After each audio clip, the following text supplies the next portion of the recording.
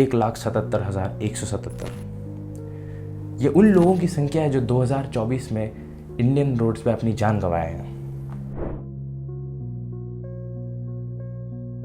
हर 3 minute एक इंसान। इस एम्बुलेंस में कोई भी हो सकता है, आप, मैं या हमारा अपना कोई। सोचो, इस एम्बुलेंस में जो भी था वो बच सकता था, बट किसी वीआईपी मूवमेंट के चक्कर में वो चला गया। सोचो, इस एम्बुलेंस में जो भी था वो बच सकता था, बट ट्रैफिक जाम की वजह से उसने अपनी जान गंवा दी। हम इंडियन्स एक अजीब जिंदगी जीते हैं। घर से निकलते समय हम एक्सपेक्ट करते हैं हमें मिलेंगे प्यारे सड़कें, बट मिलता है टूटी हुई सड़क, बारिश में डूबे हुए स्ट्रीट और सिग्नल जो सिर्फ डेकोरेशन के लिए है। ये सिर्फ एक इनकन्वीनियंस नहीं है, ये एक ब्रोकन सिस्टम है। आज की इस वीडियो में हम लोग बात करने वाले इंडियन रोड्स के बारे में पूरी सच्चाई के साथ। हम लोग बात करने वाले पॉटहोल से लेके वीआईपी कल्चर तक, ब्रोकन फुटपाथ से लेके उन वादों का जो कभी पूरा ही नहीं हुआ है। हम लोग बात करने वाले हैं उन टैक्सेस के बारे में जो आप हर साल भरते हो और बदले में मिलता है क्या? टूटे हुए सड़क, 6 से 7 घंटे की हर दिन का ट्रैफिक, बारिश में जमे हुए रास्तों पे पानी और एम्बुलेंस जो निकली थी किसी की जान बचाने के लिए, बट वीआईपी कॉन्वॉय के चक्कर में फंस जाती है। और कुछ उन लोगों के बारे में जो रास्ते को अपना बाप का समझ के गाड़ी चलाते हैं, जिनकी वजह से कई लोगों की जान निकल जाती है और बदले में सज़ा क्या मिलता है? 300 वर्ड का ऐसे। ये सब आपके सामने होता है, आपके पैसों से, और आपको चुप रहना पड़ता है। ये एक रोड का सवाल नहीं है, ये आपके ज़िंदगी का सवाल है, ये आपके पैसों का सवाल है और इस देश के भविष्य का सवाल है। तो हमें चुप नहीं रहना चाहिए और सवाल करना चाहिए कि आखिर कब तक हम इस रोड पे चले और अपनी ज़िंदगी को जोखिम में डालें। शुरू करता है वहाँ से जहाँ पे सब खत्म हो जाते हैं। एक इंसान की ज़िंदगी, 1,77,177 लोग सिर्फ एक साल में। ये फिगर मॉर्थ यानी कि ministry of road transport and highways ने पार्लियामेंट को दिया था। ये कोई एस्टिमेट नहीं है, ये एक ऑफिशियल गवर्नमेंट डेटा है।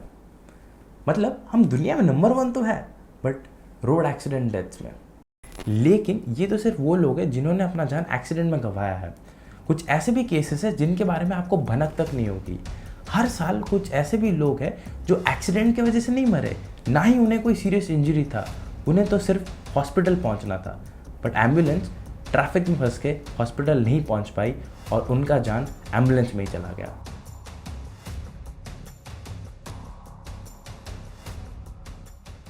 हो सकता है ये नंबर बहुत ही छोटा हो, बट एक बार सोचो उस एम्बुलेंस में आप या आपका कोई अपना हो। सोचो उस पर क्या बीत रही होगी जो बच सकता था, बट खराब रोड कंडीशंस और ट्रैफिक की वजह से अपना जान गंवा बैठा। सोचो उस इंसान के बारे में जिसको बस एक साफ रास्ता चाहिए था, एक क्लियर रास्ता चाहिए था। अब सोचो कभी सुबह उठ के आप कहीं निकले हो, वो जो रोड आपके पैरों के नीचे है वो कितना सेफ है, उनमें कितने गड्ढे हैं, 1, 2 या 5। अब सोचो उन गड्ढों में गिर के कितने लोगों ने अपना जान गंवाया है, 100 या 200 या 1000। 2385 लोग अपना जान गंवाए हैं सिर्फ 2024 में इन गड्ढों में गिरकर। पॉटहोल एक छोटा सा गड्ढा, कोई बड़ी बात नहीं है, थोड़ा सा स्लो होना है और आगे निकल जाना है। 2020 में 1555 लोग अपना जान गंवाए हैं और वही 2024 में 2385 लोग अपना जान गंवाए हैं। 53% ज़्यादा मौतें। पर सरकार तो हर साल रोडों पे करोड़ों रुपए खर्च करती है। और जानते हैं इस सिचुएशन ने क्या कर दिया है? लोगों ने इस सिचुएशन को एक्सेप्ट कर दिया है। अब इतना एक्सेप्ट कर दिया है कि लोगों ने ट्यूटोरियल बनाना चालू कर लिया इस सिचुएशन पे। ऐसे कच्चे रोड पे गाड़ी कैसे चलाते हैं। और जब गवर्नमेंट ने कुछ नहीं किया तो एक इंसान ने सोचा खुद कुछ करने की। एक पैच है उसको हमें भरना है। गया तो था मैं लोगों को रिएक्शन नहीं मिलेगी, कि लोगों को रिएक्शन निकल वो इतने खफा है, तो रिएक्शन इससे फायदा नहीं है, कुछ करते भी है। ये है गौरव तनेजा एके फ्लाइंग बीस्ट। इन्होंने अपने टीम के साथ अपना पैसा लगाकर, अपना वक्त लगाकर वो काम किया जो गवर्नमेंट को करना चाहिए था। इसके लिए हर साल टेंडर निकलती है, जिसके लिए हर साल करोड़ों रुपए खर्च होते हैं और जिसके लिए आप रोड टैक्स पे करते हो। तो आखिरकार ये रोड टूट क्यों जाता है? क्या हमारे देश का वेदर कंडीशन इतना ही एक्सट्रीम है? नॉर्वे में -30 डिग्री तक का टेम्परेचर जाता है बट फिर भी रोड लंबे समय तक चलते हैं। जापान में टाइफून आता है बट फिर भी रोड लंबे समय तक चलते हैं। मुंबई में महीने भर का बारिश होता है और पूरा रोड टूट जाता है। हर साल जून आते ही अपने साथ लेके आती है वो चीज़ जो सिर्फ इंडिया में होता है, रोड का गायब हो जाना। completely swallowed into a sinkhole. और ये होता क्यों है? ड्रेनेज, या यूं कहें ड्रेनेज का ना होना। इंडिया के आधे से ज़्यादा शहर आज भी उन्हीं ड्रेनेज सिस्टम पे चलते हैं जो ब्रिटिशर्स ने 100 साल पहले बनाए थे। तब पॉपुलेशन सिर्फ 30 करोड़, आज का पॉपुलेशन 140 करोड़, पर ड्रेनेज सिस्टम वैसा का वैसा। नया रोड बन तो जाता है बट ड्रेनेज और स्लोप बिल्कुल नहीं बनता है। तो पानी जाए तो जाए कहाँ?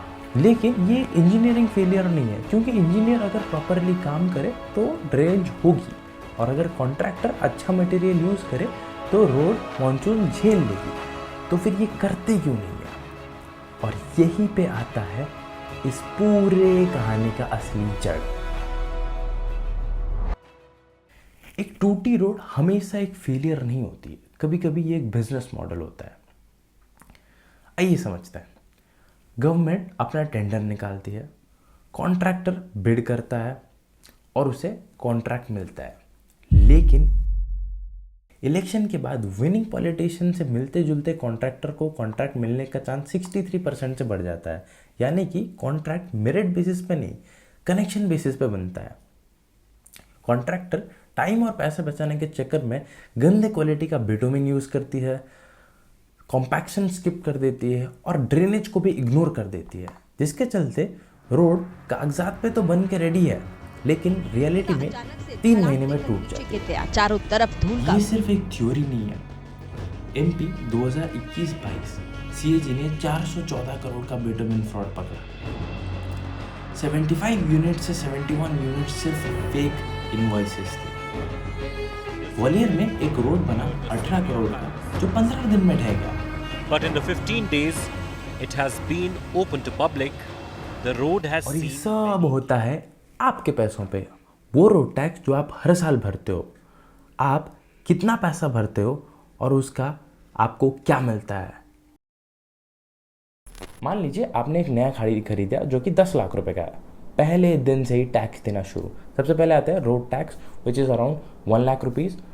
परचेज पे जो जीएसटी लगता है which is 4.5 to 5 lakh rupees. उसके बाद आता है टोल टैक्स, मान के चलते हैं 60,000 रुपीज़। उसके बाद आता है fuel tax for 10 years which is around 6.7 to 7 lakh rupees. तो ये टोटल 10 साल के लिए जो टैक्स बर्डन हो जाता है कुछ 13 लाख प्लस रुपए का टैक्स, यानी कि गाड़ी से भी ज़्यादा टैक्स। 1,77,177 लोगों को एक साल में, 2,385 लोग हर साल पॉट होल्स में। बेंगलुरु में एक एवरेज ड्राइवर 170 घंटे सिर्फ ट्रैफिक में गुजारता है एक साल में, यानी कि साल के 7 दिन वो सिर्फ ट्रैफिक में रहता है। इंडिया में कुछ लोग एक अलग कैटेगरी के लोग होता है, वीआईपीज। लाल बत्ती, ब्लैक कार, 20-20 गवर्नमेंट के साथ कॉन्वॉय, और आपको साइड में रोक लिया जाता है। चाहे आप ऑफिस जा रहे हो, चाहे आप एम्बुलेंस में मर रहे हो, या चाहे आप हॉस्पिटल जा रहे हो। 2013 में सुप्रीम कोर्ट ने हिस्ट्रिक जजमेंट दिया। Abhay Singh versus Union of India case में जस्टिस जीएस सिंघवी और सी नागप्पन की बेंच ने कहा लाल बत्ती सिर्फ कॉन्स्टिट्यूशनल पोस्ट के लिए होगी, पीएम, प्रेसिडेंट, सीजेआई और गवर्नर्स के लिए। स्टेट अपनी लिस्ट नहीं बढ़ा सकते। 2017 में मोदी गवर्नमेंट ने लाल बत्ती पर बैन लगा दिया। सीजेआई ने अपने गाड़ी से खुद बीकन हटाया। पीएम ने कहा, देखिए मैं मानता हूं अब वीआईपी नहीं, मेरे लिए तो ईपीआई है, और जब मैं ईपीआई कहता हूं तो every person is important. 80,000 VIPs affected थे, और आज 2026 में कॉन्वॉइस फिर भी चलती है, रोड्स फिर भी ब्लॉक होते हैं, एम्बुलेंसेस अभी भी फंसती है। अब इस वीआईपी कल्चर का एक और भी चेहरा है, वो लोग जिनके बाप के पास पैसा है, कनेक्शंस है, और उनके लिए रोड्स अलग है। वेदांत अग्रवाल 17 साल का लड़का, विशाल अग्रवाल का बेटा जो एक रियल एस्टेट डेवलपर है।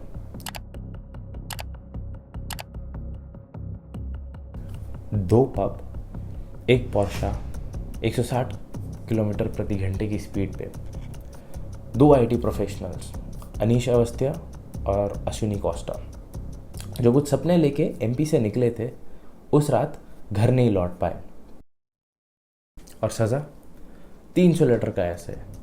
आप लोग सोच रहे होंगे ये एक बार की कहानी है, एक बिगड़ा हुआ बेटा और एक बड़ी गलती, लेकिन आप लोग गलत हो। 2 महीने बाद दूसरे शहर में दूसरा अमीर बाप और सेम कहानी। मिहिर शाह 24 साल का लड़का, नेता का बेटा, जुहू में खूब पार्टी करी। पहले मर्सिडीज और उसके बाद BMW को जॉय राइड पे ले गए। वर्ली में एक कपल अपना मछली खरीद के घर वापस जा रहे थे। मिहिर ने पीछे से उनको टक्कर मारी। पति बोनेट पे और बीवी गाड़ी के टायर के बीच में। मिहिर को पता था, बट फिर भी उसने 1.5 किलोमीटर तक पत्नी को घसीट के लेते रहे और पत्नी की मौत हो गई। मिहिर 3 दिन तक भाग गया। ड्रंक ड्राइविंग प्रूव नहीं हो पाई। बाप नेता है तो बेल भी मिल गया, लेकिन मिहिर जेल में अभी भी है। बट बात यहाँ पे बेल मिलने की नहीं है, बात यहाँ पे है उस जान की जो कभी वापस नहीं आएगी। बात यहाँ पे उस परिवार की है जिसने अपना एक हिस्सा खोया है।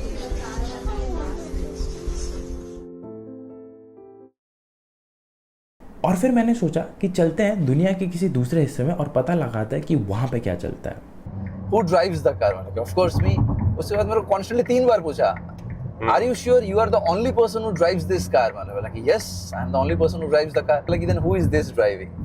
बोला कि my son. तो मेरा बेटा ही मेरे साथ गया हुआ था। हाँ। नहीं गया था। अच्छा, उस दिन नहीं गया हुआ था। उस दिन नहीं गया हुआ था। तो me and my wife we had gone क्योंकि वो स्कूल गया हुआ था। Okay. बोला कि my son, बोला कि why is he driving?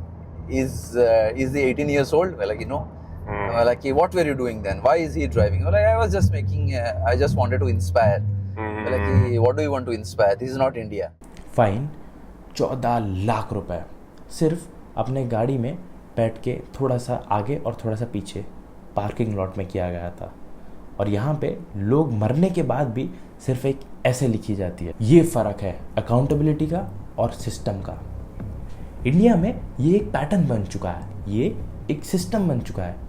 और इन सब के बीच में मेरे को एक बहुत बड़ा सवाल आता है, अगर गाड़ी पे चलने वालों का ये हाल है तो उन लोगों का क्या जो सिर्फ पैदल चलते हैं रास्ते पे। इंडिया में पेडेस्ट्रियन होना एक क्राइम जैसा है। फुटपाथ है तो उसे रोड साइड वेंडर्स ने घेर रखा होगा, या तो बाइक पार्कड होगा या तो कार पार्कड होंगे। और अगर फुटपाथ नहीं है तो आपको रास्तों पे चलना पड़ेगा। इंडिया में रोड एक्सीडेंट डेथ में 20% से भी ज़्यादा लोग सिर्फ पेडेस्ट्रियंस होते हैं, जो सिर्फ चल रहे थे।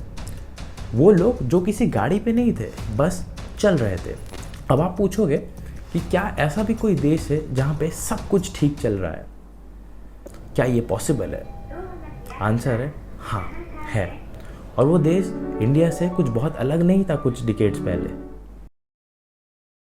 इंडिया अभी एक बहुत बड़ा क्लेम करता है कि हमारी इकोनॉमी अभी जापान से भी बहुत बड़ा है।